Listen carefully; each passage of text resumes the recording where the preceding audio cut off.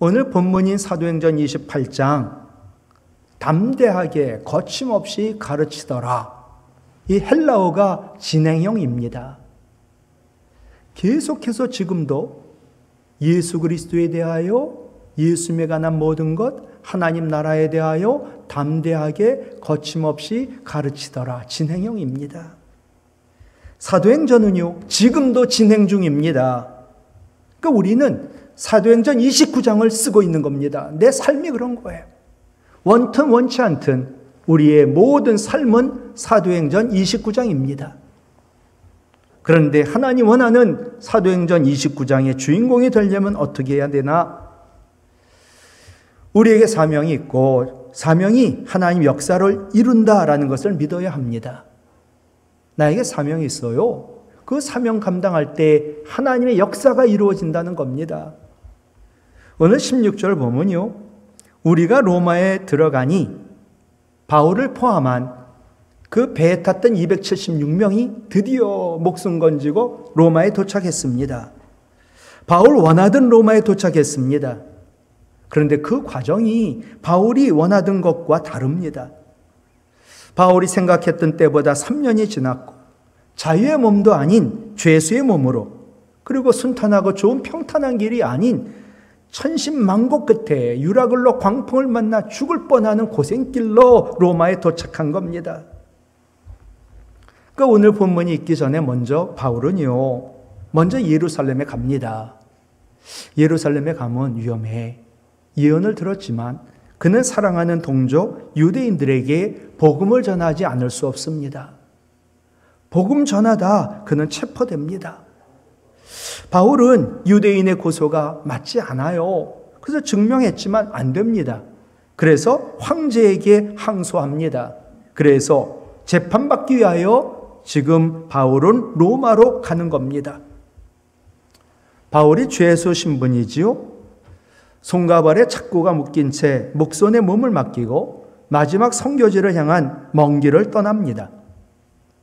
하여튼 오늘 본문 앞에 사도행전 24, 25, 26, 27장에 보면 맨 처음에 항해가 시작이 될 때 바다가 잔잔하고 모든 게 평화로웠습니다. 바다를 아시는 것처럼 바다는 금방금방 변하잖아요. 그 사납게 몰아치는 유라굴로라고 하는 거대한 광풍이 밀어닥칩니다. 풍랑이 얼마나 심한지 사공들과 거기에 탄 모든 사람들이 자기네 재산, 자기네 모든 짐 다 바다에 버립니다. 살려고. 목숨보다 귀한 것 없습니다. 그것만이 아니라 배에 필요한 기구들까지 바다에 버렸습니다. 그래도 소망이 없습니다. 여러 날 동안 해도 못 보고 달도 별도 못 봅니다. 야, 이제 큰 풍랑 만나 이제 우린 죽었다. 구원의 여망마저 잃고 모두 두려워 떱니다. 이때 바울이 하는 말이 사도행전 27장 22절로 25절입니다. 내가 너희에게 권하노니 이제는 안심하라. 지금 풍랑 중입니다. 너희 중 아무도 생명에는 아무런 손상이 없다. 오직 배만 손상당할 뿐이다. 내가 속한 바 곧 내가 섬기는 하나님, 그 하나님 사자가 어젯밤에 나에게 나타나 나에게 말했다. 바울아, 두려워하지 말라. 네가 가이사 앞에 서야 하겠고 또 하나님께서 너와 함께 항해하는 자들을 다 내게 주셨다 하셨다. 그러므로 여러분 안심하세요. 나는 내게 말씀하신 그대로 되리라고 하나님을 믿으니까요. 지금 며칠을 계속 풍랑 가운데 죽을까 살까 너무 힘든 판인데 바울은 배에 탄 누구도 생명을 잃지 않는다는 겁니다.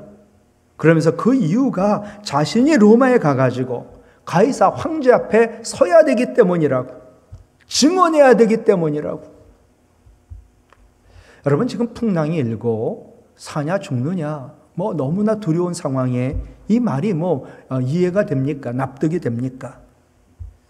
그런데 바울의 말에는 무시하기 힘든 확신과 권위가 있었습니다. 두려워하지 않습니다. 바울은 굉장히 자신감, 확신, 믿음, 권위가 있었습니다. 진짜 바울의 말대로 됩니다. 배에 탄 276명의 생명이 보존될 수 있었던 것, 이유는 하나입니다. 노련한 항해 기술도 아니고 뛰어난 탁월한 리더십도 아니고 착고에 묶여 보잘것없어 보이는 그러나 하나님 주신 사명을 가진 한 죄수 바울 때문이었습니다.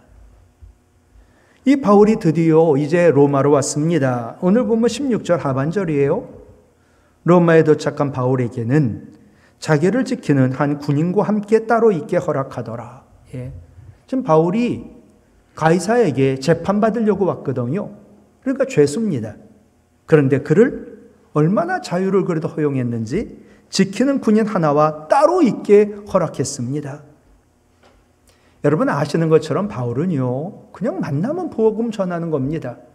너무나 좋은 복음을 전할 기회를 얻은 겁니다. 그런데 이 군사, 이 군인이 바로 로마의 친위대입니다. 여러분 로마 역사, 세상의 역사 마찬가지지요. 왕은 누구든 믿을 수가 없습니다. 그래서 왕은 정말 믿을 수 있는 사람을 친위대로 뽑아가지고 그 당시에 친위대원이 한 10,000명이라고 그래요. 굉장히 중요하고 굉장히 힘이 있는, 그 왕이 믿을 만한, 왕에게 목숨 다하여 충성할 수 있는 사람, 군인 가운데 완전 정예부대, 훈련 잘 된 군사, 노예 가운데 이런 사람도 있대요. 친위대가 있대요. 그런 사람은 결국 노예에서 해방이 되고 또 귀족이 되고 나중에는 왕까지 된 경우도 있습니다. 이들은 실권을 쥐고 있지요. 10,000명의 정예부대 친위대만 그리스도에게 돌아오면 로마는 뒤집히는 역사가 일어납니다. 로마가 복음화됩니다. 그래서 하나님 바울을 로마 감옥에 넣으신 겁니다. 그것도 기적같이 살아나도록 말이지요. 바울이 매일 한 사람 한 사람 전도하고 친위대 안에 복음이 전해집니다. 그래서 결국 로마가 기독교 나라가 되지요.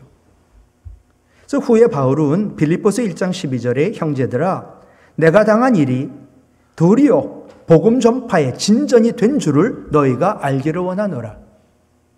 내가 감옥에 들어가고 내가 죽을 뻔하고 이 모든 그 당한 일이 복음 전파에 도움이 되었다.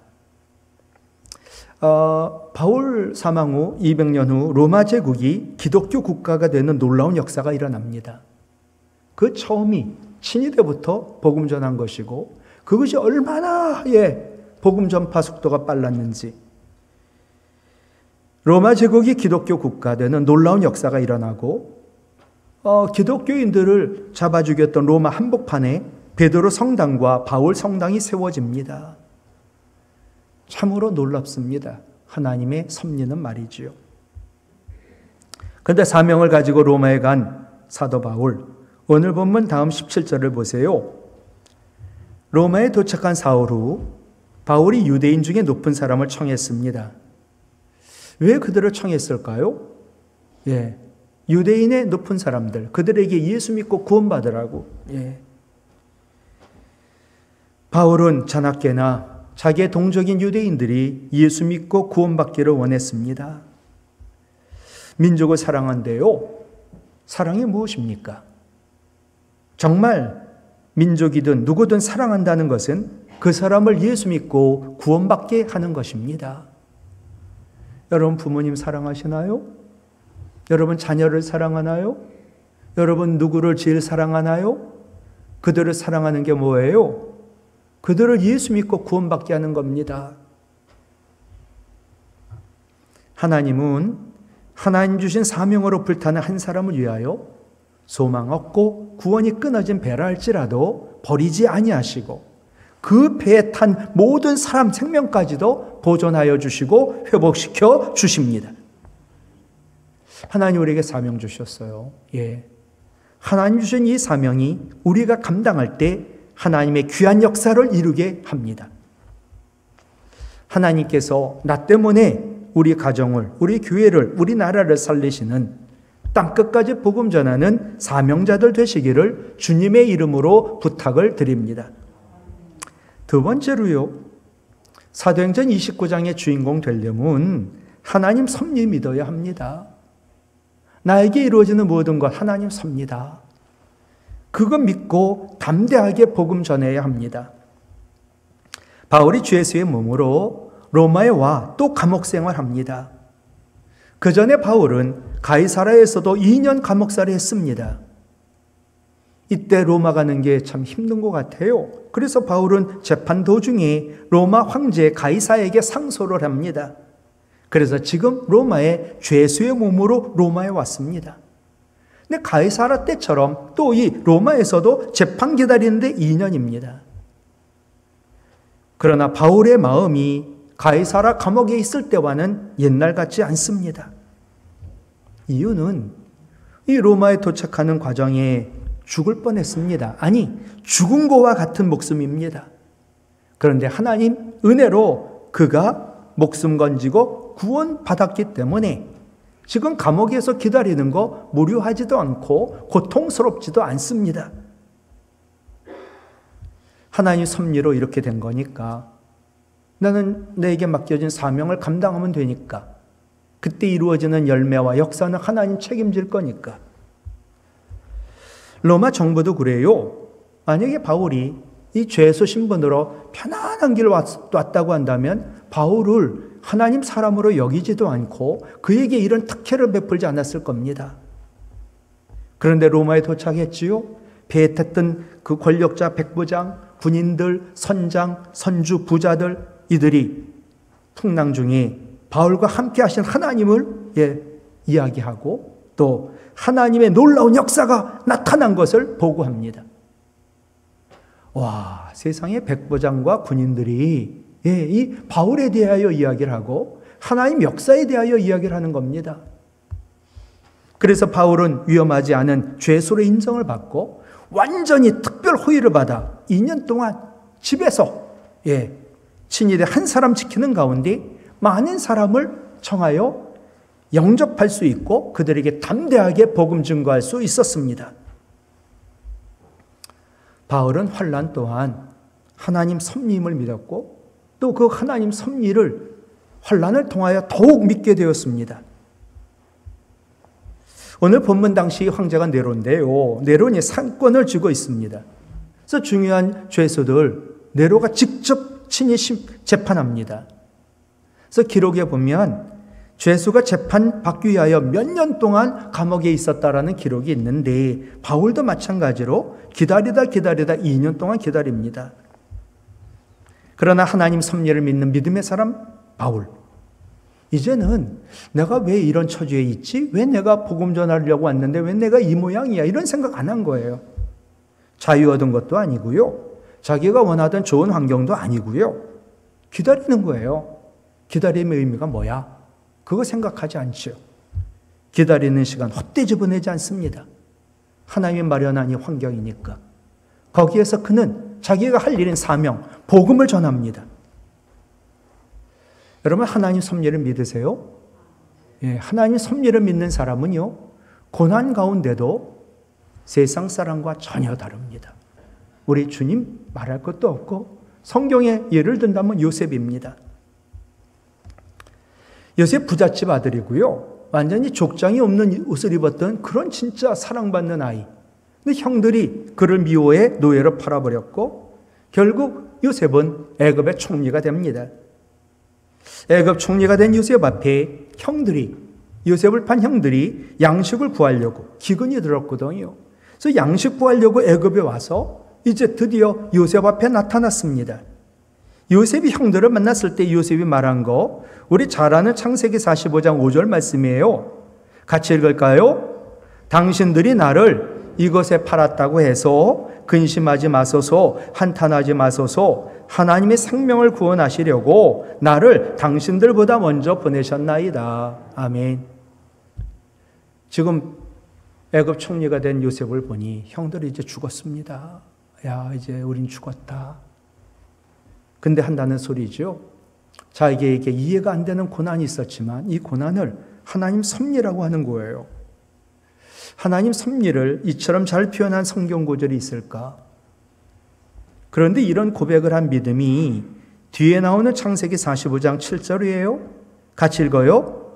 하나님이 큰 구원으로 당신들의 생명을 보존하고 당신들의 후손을 세상에 두시려고 나를 당신들보다 먼저 애굽에 보내셨다. 형들이 판 거 다 의미가 있는 거니까 뭐 걱정하지 말고 두려워하지 말고 죽음을 두려워하지 마. 뭐 이런 뜻이겠지요. 요셉은 자기 당대, 형들 당대뿐만 아니라 형들의 후손까지 하나님 기획 안에 있기에 자신이 외국에 팔려왔다. 그리고 지금 이 자리에 있다라고 하나님 섭리를 믿는 믿음의 고백을 한 겁니다.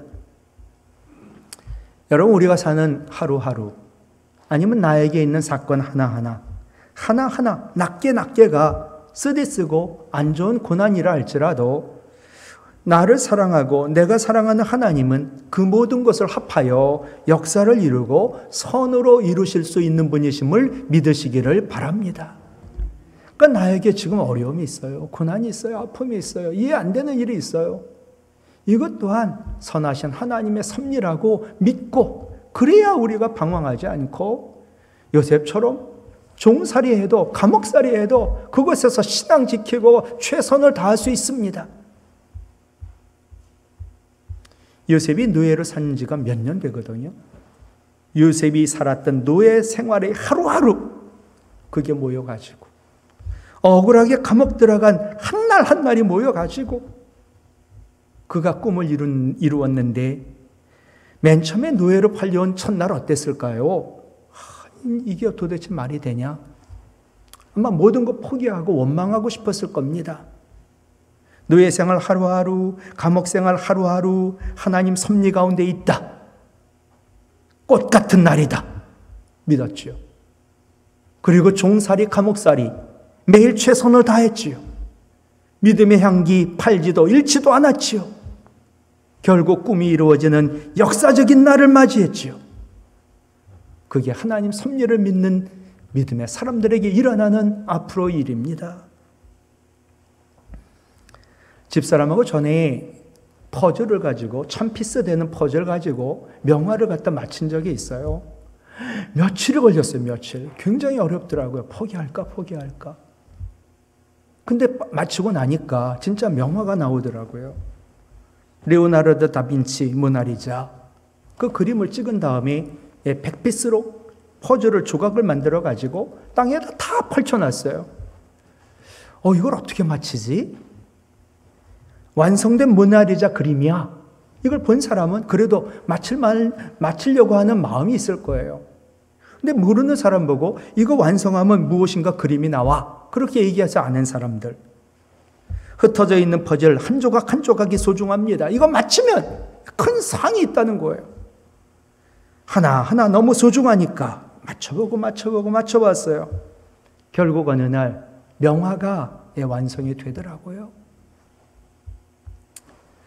퍼즐 한 조각 한 조각에 고통 같은 오늘 하루가 소중합니다. 하루하루 소중히 여겨 최선을 다할 때 오늘 하루가 모나리자 눈이 될 수도 있고 미소를 담은 입술이 될 수도 있고 결국 하나하나 퍼즐 맞히다 보면 우리 인생이 명화가 되는 겁니다. 종이는 접으면 아파요. 그러나 접힌 종이가 종이 비행기가 되어 날아가지요. 위대하시고 전능하신 걸작품 만드는 예술가 우리 하나님, 내가 가는 길 아세요? 그래서 우리의 인생을 접기도 하고 펴기도 하며 우리를 빚어가세요. 내 인생이 접혔어요. 아파요. 하나님의 선한 섭리에 있어.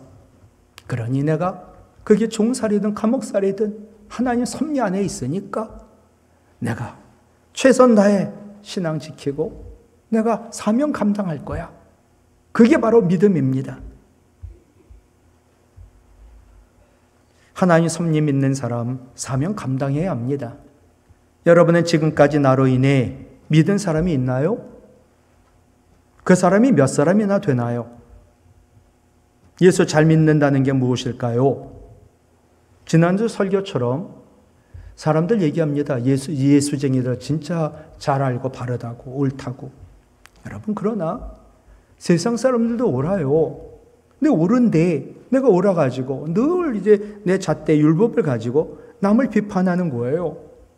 그리고 교회 왔는데 늘 뭐 이 사람 저러니 저 사람 저러니 계속해서 지적하고 비판한단 말이에요. 그럼 사람들이 싫어요. 그건 예수 잘 믿는 거 아닙니다. 나로 인해 불화한 사람들이 화해하고, 나로 인해 불평하던 사람이 감사하고, 나로 인해 안 믿는 사람이 예수 믿게 되고, 나로 인해 안 믿는 사람이 구원받게 되고, 이것이 바로 예수 잘 믿는 겁니다. 그것이 바로 우리의 사명, 교회의 사명입니다. 이런 사명자 죽지 않습니다. 사명 다하기까지. 바울이 그랬어요. 이런 사명자, 하나님 풍랑 중에도 그의 생명, 그의 공동체까지 생명을 보존해 주셨습니다. 바울이 담대하게 전한 메시지가 두 가지입니다. 하나는 하나님 나라입니다. 하나님 나라, 우리가 갈 종말론적인 하나님 나라를 말하지요. 하나님 나라 가까이 왔으니 세상 사람들 하나님 나라 백성 만들어 그들을 하나님 나라 들어가게 복음 전하는 것, 그것이 우리의 사명이요 교회의 사명인 줄로 믿습니다. 두 번째, 바울이 전한 메시지는 그리스도입니다. 바울은 철저하게 그리스도 중심인 사람입니다. 바울이 지금 자기 동족 유대인들에게요, 오늘 본문 23절에 보면 바울은 모세 율법과 선지자 말을 가지고 예수님 전했다는 거예요. 여러분, 모세 율법, 선지자의 말, 이게 구약입니다. 그 이스라엘 백성들이 구약을 압니다. 그들이 알고 있는 구약 성경을 가지고 구약의 예언을 하고 있는 예수님, 너희가 죽은 역사적 예수가 바로 종말론적인 메시아야라고 복음을 증거했습니다. 우리도 마찬가지입니다. 하나님 나라에 있다. 정말 예수님만이 나를 나보다 사랑하시고 나를 죄와 사망에서 구원하시고 지금도 얼마나 좋으신 분인데, 그런데 얼마나 오르신 분인데, 공의가 있는데 얼마나 사랑이 있는 좋으신 분인지, 게다가 능력이 있고 모든 고난과 시험을 당해 시험받는 우리를 도와주시는 분이다. 이 복음 전해야지요. 사도행전은요, 지금도 진행 중입니다. 사도행전의 기록 끝났지만 사도행전 역사 끝나지 않았습니다. 그 역사의 연장선상에 있는 우리, 사도행전의 초대교회 성도들 같이 살아야 합니다. 정말 우리는 초대교회 성도들 같은가요? 우리 교회가 초대교회 같은가요? 지금 말씀드린 것처럼 하나님 나라와 그리스도를 전하는 성도, 바로 우리가 교회인데, 교회는 상처 주는 것 아닙니다. 교회 왔어요. 너는 이러니까 저러니까, 누군 어떻다고 뒤에서 정말 애들 말로 씻고 상처 주는 것이 아닙니다. 도리어 일주일 동안 상처받고 왔지요. 상처를 치유하고 남을 비판하는 것 아닙니다. 죄와 허물 가지고 나왔거든요. 죄와 허물을 사랑과 긍휼로 덮어주고 감싸주고, 그래서 회복시켜 위로해 주는 것이 교회입니다. 그것이 바로 성도입니다. 그렇게 해야 우리가 전하는 복음, 하나님 나라, 그리스도가 증거됩니다. 말씀을 마칠게요. 지금 우리는 사도행전을 쓰고 있는데 하나님 보실 거예요. 읽으실 거예요. 후대에 우리 자손들, 성도들이 읽을 겁니다. 어떻게 읽을까요? 야, 지금 네가 사도행전 29장을 쓰고 있는데 내가 지금 보고 있다, 읽고 있다. 하나님이든 성도들이든 가슴 설레는 감동으로 읽을 수 있도록 복음을 전하는 사명으로 하나님 역사를 이루시고 하나님 섭리를 믿어 고난 중에도 최선을 다해 담대하게 복음 전하는, 그래서 이 땅에서 영원까지 빛이 나는 우리 성도와 교회가 되기를 주님의 이름으로 부탁을 드립니다.